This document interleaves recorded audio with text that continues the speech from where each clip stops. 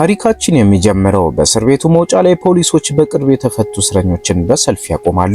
ነገር ግን ሁሉንም በነፃ አይለቋቸውም። ይልቁንም በዘራቸውና በማህበራዊ መደባቸው እየለዩ ማጣራት ይጀምራሉ።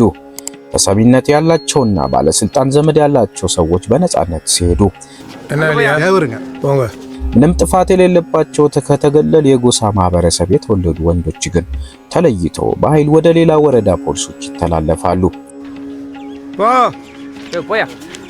ለምን ቢባል ፖሊሶች ያልተፈቱ በርካታ የስርቆት መዝገቦች ስላሏቸውና በቀላሉ ማዕረጋቸውን ለማሳደግ ሲሉ ፋይሎችን የሚዘጉበት ምቹ ማስተባበያ ስለሚፈልጉ ነው።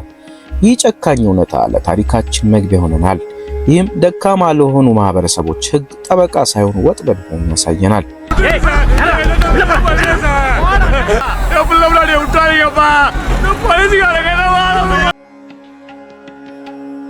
በመቀጠል ከተገለለው የኢሩላ ጎሳ አባላት የሆኑትን ራጃ ካኑንና ነፍሰ ጡር ሚስቱን ሴንጌንን እንተዋወቃለን። ህይወታቸውን የሚመሩት እባብና አይጥ በማደን ሲሆን ህልማቸው በገጠር መንደራቸው ውስጥ ትንሽ የጡብ ቤት መገንባት ብቻ ነው።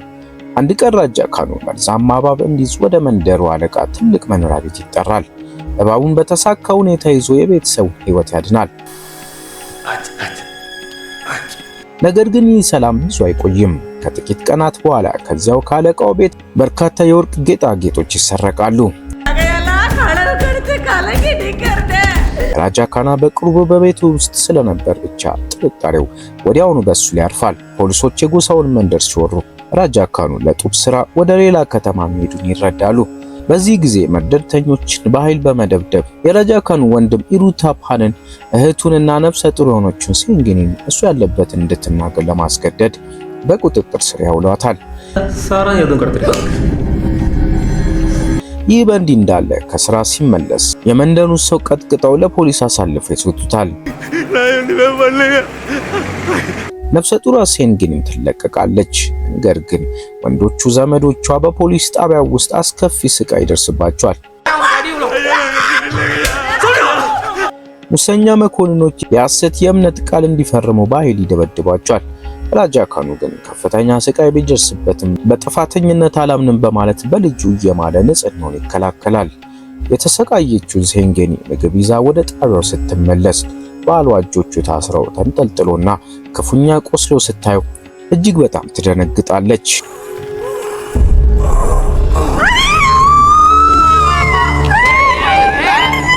ነገር ግን ከጥቂት ጊዜ በኋላ ነገሮች ወደ ባሰ አስፈሪ አቅጣጫ ይቀየራሉ። እንደገና ወደ ጣቢያው ስትመለስ አካባቢው ጭጭ ብሏል። የጣቢያው አዛዥ ራጃ ካኑንና ሁለት ወንድሞቿ በእኩለ ሌሊት ከእስር ቤት ሰብረው ማምለጣቸው በጭካኔ ይሏታል። በዚህ ሁኔታም ባለቤትሽን ደብቀሻል በሚሉ ፖሊሶች እየታደነች ተስፋ እየቆረጠች የመጣችው ሴንጌኒ ሚትራ ከተባለች ደግ መምህርት ጋር ትገናኛለች። ሚትራ ለድሆች በነፃ በመሟገት ለሚታወቀውና ሰብአዊ መብት ተሟጋች ለሆነው ጠበቃ ቻንድሩ ታስተዋውቃታለች። ቻንድሩ ትልቅ እውነታ እየተደበቀ መሆኑን ይረዳል። በመሆኑም አንድ ደፋር እርምጃ ይወስዳል። የሃቢያስ ኮርፐስ አቤቱታ ለከፍተኛ ፍርድ ቤት ያቀርባል።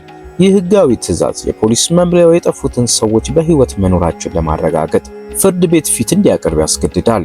ፖሊስ መምሪያው በዚህ ድንገተኛ ጥቃት በመደናቀጥ ጠንካራ ጠበቃ ይቀጥራል። ፖሊሶችም ወንዶች በግዛቱ ድንበር አካባቢ ሲያመልጡ ያዩ ምስክሮችን ያቀርባሉ። ነገር ግን ቻንድሩ በጣም ንቁ ነው። በምስክሮቹ ንግግር ውስጥ ያሉትን ግልጽ የጊዜ አለመጣጣሞች በማጋለጥ ዳኞቹ ምስክሮችን በድጋሚ እንዲያጠኑ ወይም ክሮስ ኤግዛሚኔሽን ያደርጋል። የፍርድ ቤቱ ክርክር እየጠነከረ ሲሄድ ቻንድሩ የፖሊሱን የፈጠራ ታሪክ ስልታዊ በሆነ መንገድ ያፈርሷል። እስረኞችን አክሜያለሁ ያለውን ሐሰተኛ ዶክተር ያጋልጣል። እንዲሁም የፖሊስ መዝገቦች ሙሉ በሙሉ የተቀነባበረ መሆናቸውን ያረጋግጣል። አንድ ከፍተኛ መርማሪ ተጭነውት የነበሩት ሰነዶች በሙሉ የሐሰት መሆናቸውን ሲያምን ነገሮች ይበልጥ ይጋለጣሉ። በቁጥጥር ስር የዋሉት መኮንኖች መድረሻ ሲያጡ ሴንጌኒን በማስፈራራትና ጉቦ በመስጠት ክሷ እንድታነሳ ለማድረግ ይሞክራሉ። እሷ ግን በጽናት እምቢ ትላለች። ቻንድሩ ከነፃ የፖሊስ ዋና ኢንስፔክተር ጋር በመሆን የተደበቁ መዝገቦችንና እስከ ኬሬላ ግዛት የሚዘልቅ የስልክ መስመር ይመረምራሉ። በዚህም ፖሊሶች በጣቢያው ውስጥ የተከሰተውን አስከፊ አደጋ ለመሸፈን ሲሉ ይህንን ሙሉ የማምለጥ ድራማ እንደፈጠሩት ደረሱበት። አሁን ቻንድሩ እጅግ በርካታ የፎረንሲክ መረጃዎችንና እውነተኛ የአሻራ ማስረጃዎችን ይዞ የበሰበሰውን ስርዓት ለመጣል ወደ መጨረሻው የህግ ፊልም ያመራል። አሁን ፍለጋ ወደ ከረረ ደረጃ ተሸጋግሯል። ጠበቃ ቻንድሩና ታማኝ የፖሊስ መኮንን ቬርሳሚ በኬሬላ ግዛት የሚገኙ እስር ቤቶችን በሙሉ ቢያስሱም የጠፉትን ወንዶች ማግኘት አልቻሉም። ነገር ግን በአንድ ትንሽ ጣቢያ መዝገብ ላይ በቅርቡ በመንገድ ዳር የተገኘ አንድ ማንነቱ ያልታወቀ የመኪና አደጋ ሰለባ ፎቶ ይመለከታሉ። ቻንድሩ ፎቶ ለአስተማሪዋ ሚትራ ያሳያታል። እሷም በድንጋጤ እጆቿን አፏ ላይ ትጭናለች። ያ አስክሬን ራጃ ካኑ ነበር። ሴንግኒ ባለዋ መሞቱን ስትሰማ የምድር መናወጥ ያህል ይረብሻታል። የፖሊስ መምሪያው መሪ ራማሃን ነገሮች እንደተበላሹ ሲረዳ ዋናውን ተከሳሽ ፖሊስ ጉሩመርቲን እውነቱን እንዲናገር በኃይል ያስገድዷል። በዚህ ጊዜ ጉሩመርቲ የተሸሸገውን አስፈሪ ወንጀል ያምናል። ራጃ ካኑ በደረሰበት ከባድ ድብደባ በእስር ቤት ሕይወቱ አልፏል።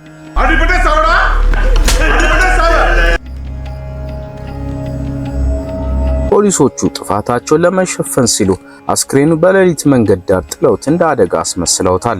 የቀሩትን ሁለቱን ምስክሮች ኢሪታፓን እና ሞሳኩቲን ደግሞ በሚስጥር ወደ ሌላ ራቅ ያለ እስር ቤት አሽሽቷቸዋል። ወደ ፍርድ ቤት እንመለሳለን።